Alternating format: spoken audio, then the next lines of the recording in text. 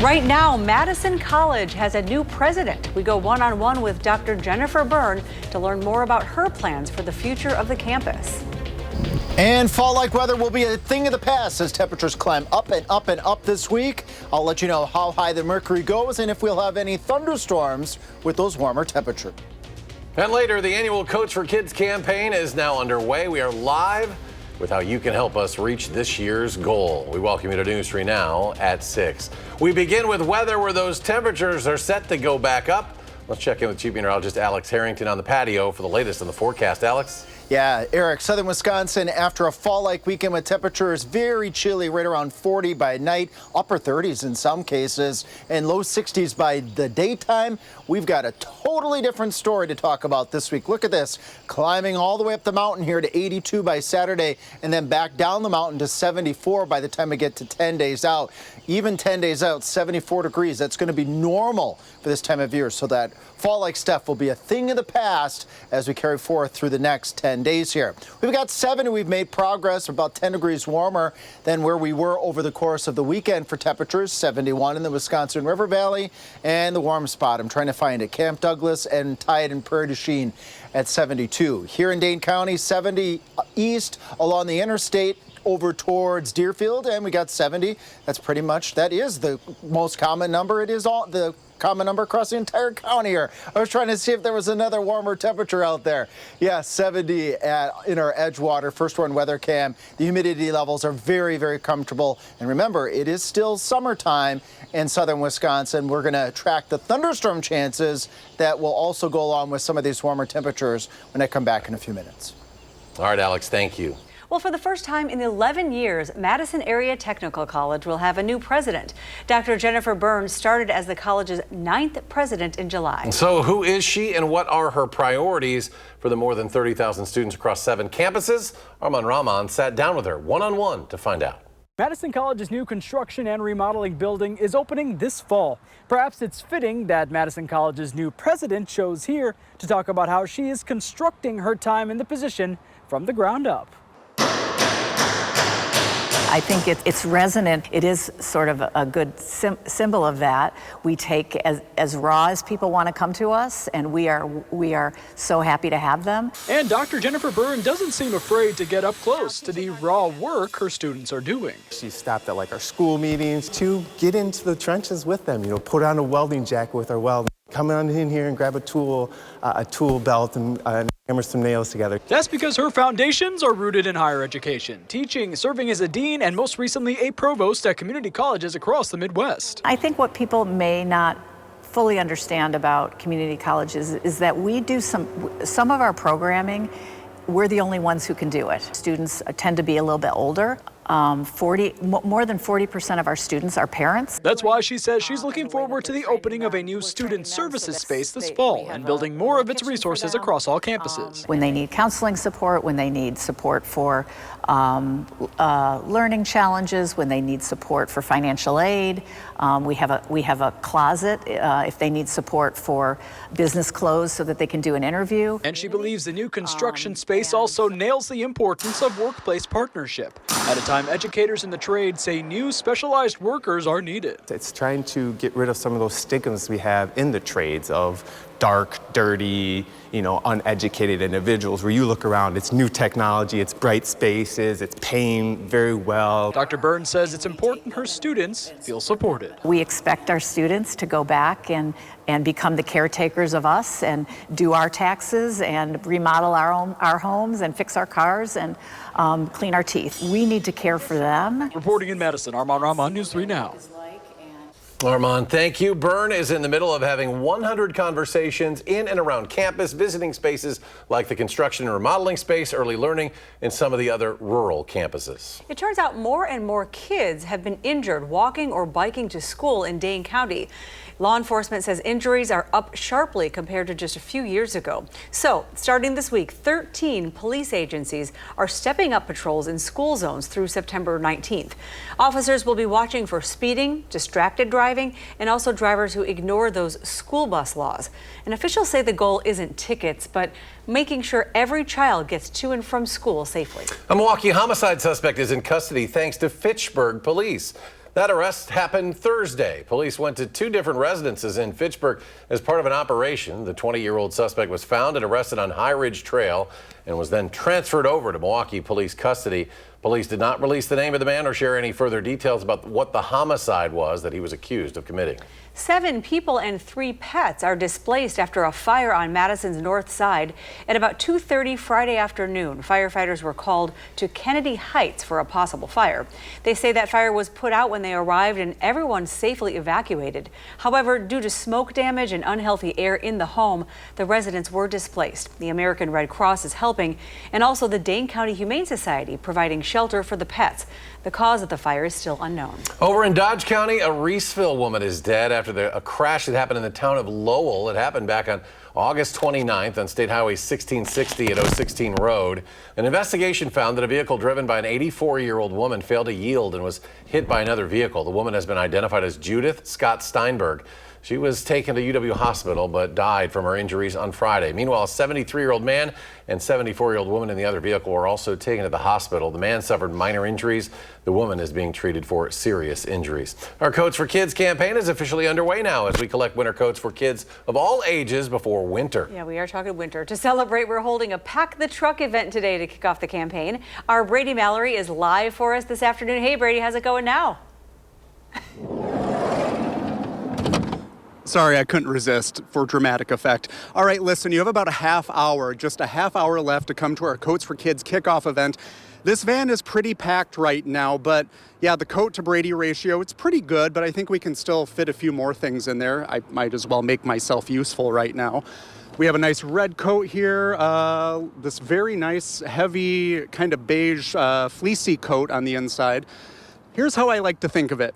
When you drop off your coats, your mittens, your hats and gloves, and all those winter clothing things, you're not just giving donations, you are giving chances for kids in need to stay a little bit warmer this winter, and we all know how cold Wisconsin winters can get. So we have about a half hour. Just come to the Clinky Cleaners on Monona Drive, bring your new and gently used winter gear for kids. They're looking for some of the smaller sizes for infants and littler kids, and these will go to families in need. We'll have a whole big distribution event coming up in October that we'll tell you about. Coming up later on News 3 Now at 6, I'm talking with someone with the Boys and Girls Club to show you how your donations matter to the community and how after tonight's kickoff event is over, how you can still donate to our 40th Coats for Kids event this fall. So I'll be out here for about another half hour. Come say hi, bring the items that you want to donate to help kids this winter, and you'll be doing some good in the community. So we'll send it back to you in the studio, and I'll see you at about 6:14 with an update on how the drive's going. All right, sounds good. Brady, thank you. Thanks, Brady. Well, the Middleton Cross Plains Area School District is rolling out its first electric school bus, marking a major step in its sustainability plan. The new bus, which has a range of up to 130 miles per charge, is quieter and more cost-effective to maintain that traditional diesel buses.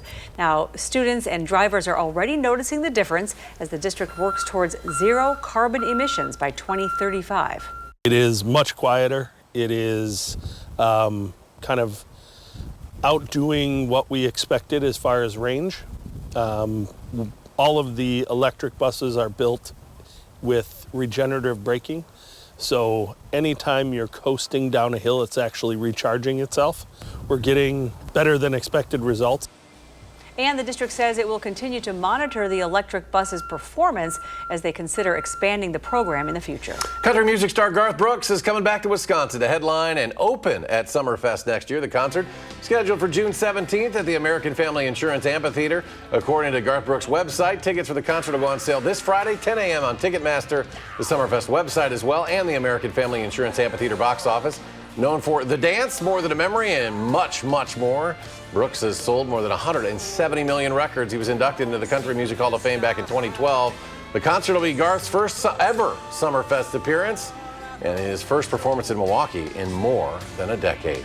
Still ahead on News 3 Now at 6, where a historic submarine is going to get some maintenance. Plus, how new technology is helping parents stay connected with newborns in the NICU with just a phone. You're watching News 3 Now at 6. Welcome back, everyone. New technology is helping parents stay connected to their newborn babies who are treated in the NICU.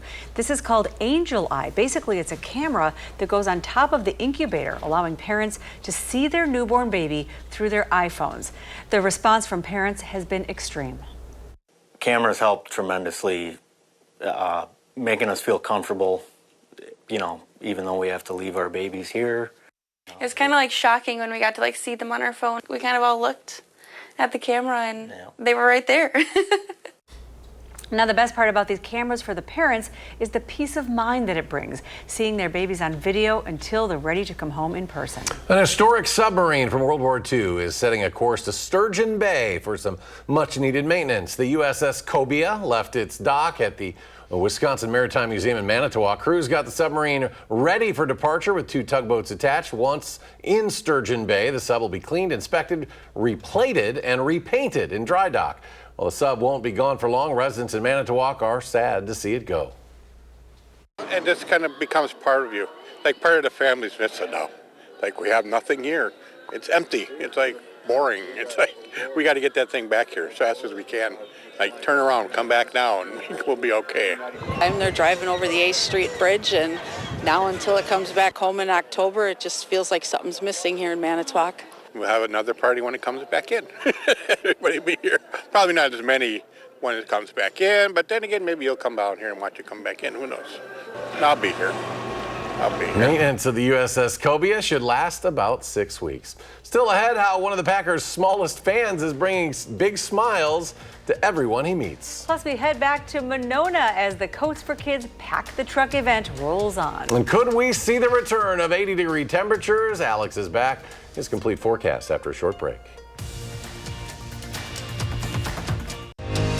You're watching News 3 Now at 6. Welcome back. It is the 40th year of our Coats for Kids, and the campaign is underway from now through October 4th. We're looking for winter coats for kids of all ages. And to kick things off, we're holding a Pack the Truck event. For more on that, let's check in now with Brady Mallory live in Monona at Clinky Cleaners. Brady, how's it going now?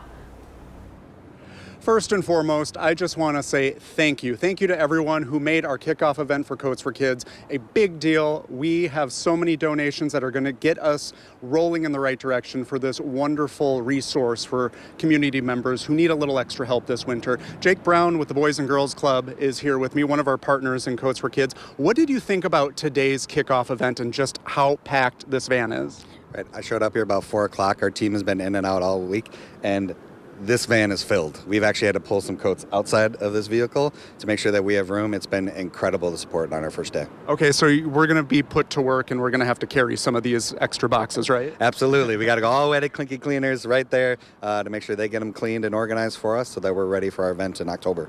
The distribution event is something to see. And when families come there, they get to pick out a new to them coat and some other winter gear. What does that mean when those families get to do that? The Boys and Girls Club of Dane County is committed to serving not just Boys and Girls Club kids, but the greater community, and to be able to give an opportunity for right now where it's a beautiful day, right, and everyone's warm, but the weather will change, and we are dedicated to make sure that kids are staying warm this winter, and the people in this community are the reason that we're able to do that. This kickoff event is over now. Well, we have about 15 minutes or so if people have any last-minute donations, but there is plenty of opportunity to keep donating throughout September and October. Correct. Any Clinky Cleaners you can just drop off. You say it's for Coats for Kids with Boys and Girls Club. They'll take your donation and get it clean for us, and we'll be ready to rock come our events in October. Very nice. Thank you for sharing all that with us. Thank you so much. Yeah. Thank you. And you can find out all of this information on channel3000.com, and you can even find out how to donate money if you don't have a coat to donate. So you heard Jake. We have some work to do getting all this stuff in, so I better pull my weight around here. So we'll send it back to you in the studio. Thanks, everyone. All right, Brady will have a good workout by the time. It's like the line from Jaws, we're going to need a bigger boat. We're going to need a bigger truck. Exactly. For nice all the job. things we got. Well, things are warming back up this week. We have Alex with the complete forecast. Yes, here we go from all that fall-like stuff right back into summer-like stuff. By the time we get to Saturday, we climb a mountain all the way up to 80 by Friday. 82 on Saturday. That's going to be significantly above normal by about 5 to 8 degrees by the time we get out to Saturday, because our daily average high at 77 goes down pretty quickly as we march through the month of September. By the time we get to the end of September, our average highs are in the upper 60s. So we're making changes here as we move from summer to fall, and as we move out further into the future, well, the humidity, the muggy meter is going to read into the humid range by the time we get to Friday going on into Saturday. So get ready. If maybe you've given the AC a break, you might want to consider as we get to Friday and Saturday turning that AC back on briefly. Also, because you may need to shut the windows because we're going to have shower and thunderstorm chances Friday going into Saturday with the cold front. I'll let you know, and you'll want to join us tonight during our 10 o'clock newscast. I'm going to give you a projection with Future Track what that cold front may look like and the timing on some of those showers and thunderstorms, but we can't rule out a shower Tuesday going into Wednesday. Let's see what Future Track is showing right now. It's showing a couple showers, maybe an isolated thunderstorm out towards Vernon County, Juneau County, Adams County, right around 10 o'clock Tuesday evening. As we go through the rest of the evening hours, those showers and a couple isolated thunderstorms, they fizzle as we go into the early morning hours of Wednesday. So not a high chance for seeing showers and thunderstorms, just a small chance going into the early part of Wednesday. And as we head towards the noon hour on Wednesday, those skies start to filter out and get back into the sunshine, and that's going to mean warm temperatures. Warmer tonight than what we've been experiencing the past few nights. 52 Madison, 50 in Janesville, 57 to the northwest up towards Camp Douglas, and those temperatures as we go into Tuesday. Lots of golds here. 74, common number, 72 to 74 across all of southern Wisconsin. So we're slowly, again, making that progress with our temperatures. There's those 80s and then that 82 on Saturday, and we stay warm going all the way through the 10-day, and then heads up going all the way out, all the way right up to the very first day of fall, which is the 22nd. Much warmer than normal temperatures expected for a good part of the United States. So that cool stuff that we had, well, that's gone for now. We knew it would happen. Huh? Yeah, what would happen? Yeah, exactly. Where'd it go? Exactly. Real fall shows up in a couple weeks. Yes, real fall shows up on Monday the 22nd at 1:19 in the afternoon, and I'm sure temperatures will eventually cool back. The leaves change at exactly 1:19. That's right. Alex, thank you. Thanks. Well, it is Victory Monday for the Packers, as you know, after their big win over the Lions. And while games can get emotional, one of Green Bay's smallest fans is bringing smiles to everyone he meets. This is Vinny James, a 12-year-old Chihuahua decked out in Packers attire, riding in a football-shaped cooler. The Packer Pups ride started as a DIY project. Vinny's fame started to grow when his owner, Gloria, found him on Craigslist. That was 10 years ago, and he's been a fan favorite ever since. It takes us 2.5 hours to walk around the stadium, and we meet all his super fans. Minion's his best friend, and there's Pac-A-Mania, and there's St. Vinny and Miss Liberty. Vinny, and while fans line up for selfies every game, Gloria admits she has one bone to pick, that nobody's ever given her a brat in return. Oh. Vinny's, a little small for a brat. He just wants a little snack. Wants it. I know. We'll be right back. He won't have to steal it from her. We know that. We'll be right back with sports.